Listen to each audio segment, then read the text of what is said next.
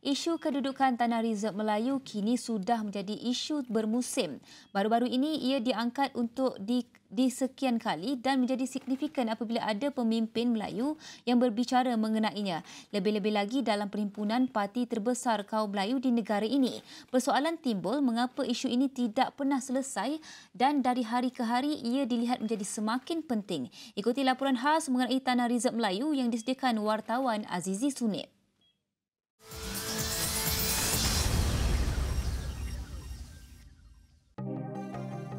Sebenarnya, sejak Tanah Reserve Melayu dikuatkuasakan pada 1 Januari 1914, ia tidak pernah mencapai sasaran 50% daripada jumlah keseluruhan tanah di semenanjung Malaysia.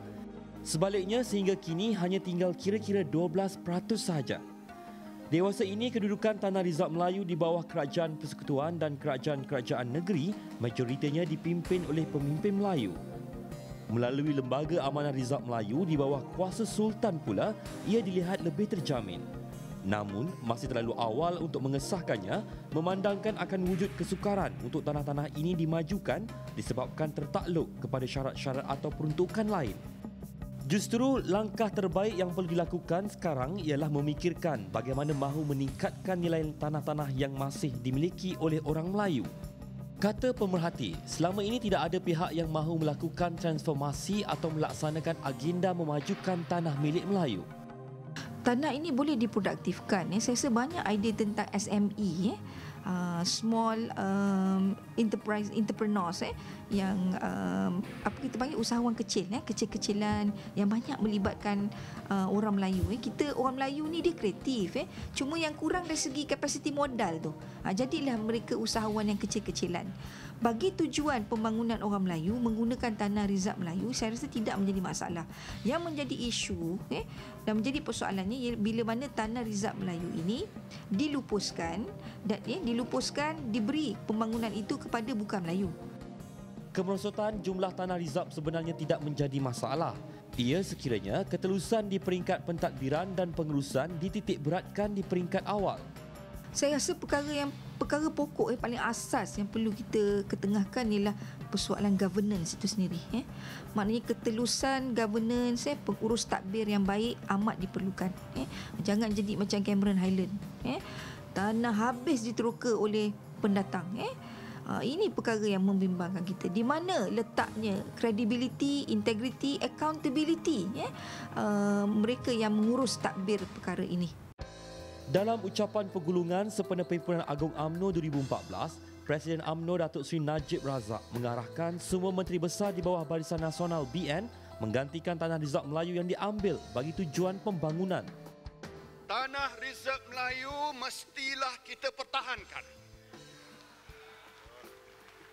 Jadi saya minta semua menteri-menteri besar, negeri-negeri yang dikuasai oleh kita, pastikan tanah reserve itu kalau dibuka untuk pembangunan diganti dengan yang lain. Penegasan Najib lagi, tanah reserve Melayu ini mesti dibangun dan dimajukan. Tanah reserve ni jangan reserve saja. Mesti dibangunkan. Dibangunkan. Bila nak bangunkan mesti ada sumber kewangan. Sekarang ini saya diberitahu bahawa ada kesukaran dari segi perundangan, National Land Code dan juga enactment negeri untuk membolehkan akses kepada instrumen daripada Islamic Instrument pinjaman memajukan tanah-tanah reserve Melayu. Merujuk kepada perkara 89/3 Perlembagaan Persekutuan, mana-mana kawasan reserve Melayu yang dibatalkan sama ada keseluruhan atau sebahagian, maka satu kawasan lain di dalam negeri itu yang sama jenis dan sama luasnya hendaklah serta-merta diisytiharkan sebagai ganti. Perkara 89/4 Perlembagaan Persekutuan menyatakan tanpa gantian, pembantalan itu adalah tidak sah. Dalam konteks ini, kalau perlulah diganti, maka tiada pilihan. Yang pertama sekali perlu ganti. Yang masalah penyusutan ni kerana tidak berganti. Okey, kalau sudah ganti dan kita juga mempersoalkan kesetaraan nilai tanah yang telah digunakan untuk pembangunan dengan nilai tanah yang akan digantikan itu. Itu adalah cons dia, maknanya perkara yang boleh dianggap disadvantages di sini, kelemahan. Tapi kelemahan ini masih lagi menguntungkan bila mana pemilikan itu masih dikekalkan. Perdana Menteri yakin dan percaya melalui Lembaga Amanah Rizab Melayu yang diwujudkan mampu memainkan peranan dalam usaha ini ke arah meningkatkan tanah Rizab Melayu dan urusan lain demi menjamin kepentingan orang-orang Melayu. Satu komiti telah pun ditubuhkan dan laporannya sudah pun disediakan, dan saya minta bahawa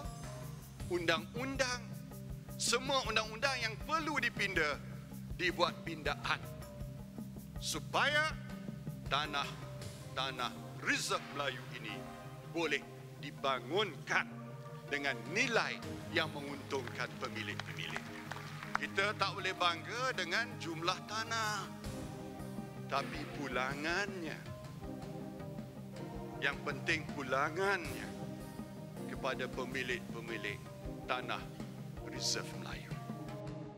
Perjuangan isu tanah Rizab Melayu dan penubuhan Lembaga Amanah Rizab Melayu yang dibangkitkan baru-baru ini diibaratkan seperti isu lapuk yang tidak pernah berpenghujung. Undang-undang Tanah Rizab Melayu telah mencecah 100 tahun. Malangnya orang Melayu tetap membicarakan mengenai isu ini. Baru-baru ini saranan Presiden UMNO Datuk Seri Najib Razak dalam Perhimpunan Agung UMNO 2014 iaitu untuk mentransformasikan Tanah Rizab Melayu dalam memacu ekonomi Melayu sekaligus meningkatkan pendapatan orang Melayu adalah sebagai langkah yang positif. Aziz Sunib, Berita ABN.